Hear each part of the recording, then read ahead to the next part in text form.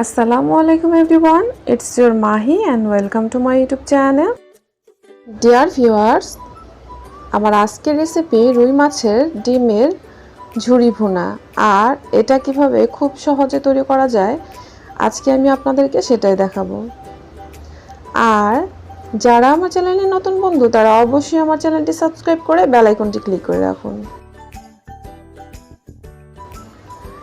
চলুন তাহলে আর কথা না বাড়িয়ে মূল পর্বে চলে যাই। প্রথমে আমি এখানে রুই মাছের ডিম নিয়ে নিয়েছি। এখন এই ডিমগুলোকে খুব ভালোভাবে আমি ভেঙে নিচ্ছি হাত দিয়ে। দেখুন,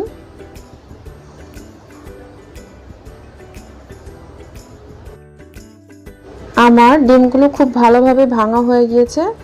এখন আমি চুলায় চলে যাচ্ছি। এখানে আমি একটি পাত্রে সামান্য তেল ঢেলে নিচ্ছি।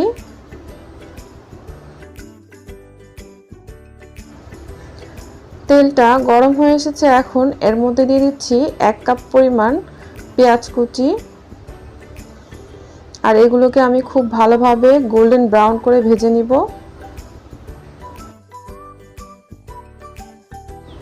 পেঁয়াজগুলো খুব ভালোভাবে ভাজা হয়ে গেছে। এখন এর মধ্যে দিয়ে দিচ্ছি 1 টেবিল চামচের মতো আদা রসুন বাটা, 1 চামচ দিয়ে দিচ্ছি লাল মরিচের গুঁড়ো, 1/2 চামচ দিয়ে দিচ্ছি হলুদের গুঁড়ো, 1/2 চামচ দিয়ে দিচ্ছি গরম মশলা গুঁড়া, আর দিচ্ছি 1/2 চামচ ধনিয়া গুঁড়া। আপনারা চাইলে জিরা গুঁড়াও ব্যবহার করতে পারেন।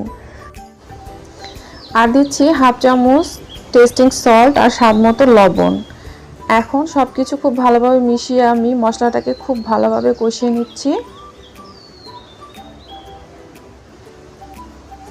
এর মধ্যে দিয়ে দিচ্ছি সামান্য পরিমাণে পানি মশলাটাকে কষানোর জন্য।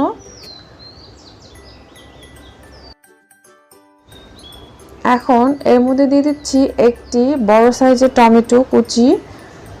এটাও আমি খুব ভালোভাবে মশলার সাথে মিশিয়ে নিচ্ছি আর খুব ভালোভাবে ভেজে নিচ্ছি। টমেটোটা গলে গিয়েছে। এখন এর মধ্যে দিয়ে দিচ্ছি আমি ডিমগুলো। আর ডিমটাকে খুব ভালোভাবে মশলার সাথে মিশিয়ে নিচ্ছি।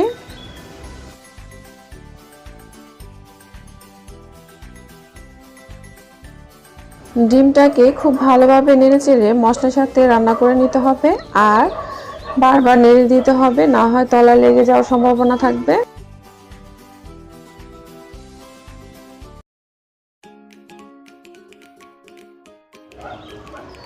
ডিমগুলো খুব ভালোভাবে মশলার সাথে আমার ভাজা হয়ে গিয়েছে। এখন এর মধ্যে দিয়ে দিব সামান্য পরিমাণে পানি।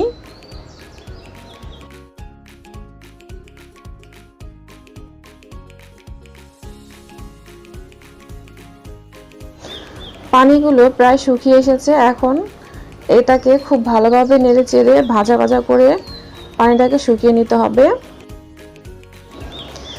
এখন এই পর্যায়ে আমি দিয়ে দিচ্ছি কিছু কাঁচামরিচ, মুখটাকে হালকা ফাটিয়ে নিয়েছি। আর দিয়ে দিচ্ছি কিছু ধনিয়া পাতা কুচি। এখন সবকিছু মিশিয়ে নিলেই তৈরি হয়ে যাবে রুই মাছের ডিমের ঝুরি ভুনা। ডিয়ার ভিউয়ার্স, তৈরি হয়ে গিয়েছে মজাদার রুই মাছের ডিমের ঝুরি ভুনা। আর এটা খুবই কম সময় লাগে তৈরি করতে। আপনারা বাসায় অবশ্যই ট্রাই করবেন। আর এটা দেখতে যতটা সুন্দর হয়েছে এটা খেতেও মাশাআল্লাহ। আমার আজকের রেসিপিটা যদি আপনাদের ভালো লেগে থাকে তাহলে অবশ্যই আমার চ্যানেলটি সাবস্ক্রাইব করবেন আর বেল আইকনটি ক্লিক করে রাখবেন, যাতে এরকম নিত্য নতুন মজার মজার রেসিপি পৌঁছে যাবে আপনার কাছে সবার আগে। যারা আমার ভিডিওটি সম্পূর্ণ দেখেছেন তাদের সবাইকে ধন্যবাদ। আল্লাহ আপনাদের সবাইকে ভালো রাখুক, সুস্থ রাখুক, নিরাপদে রাখুক এই কামনা করে আজকের মতো বিদায় নিচ্ছি। আসসালামু আলাইকুম।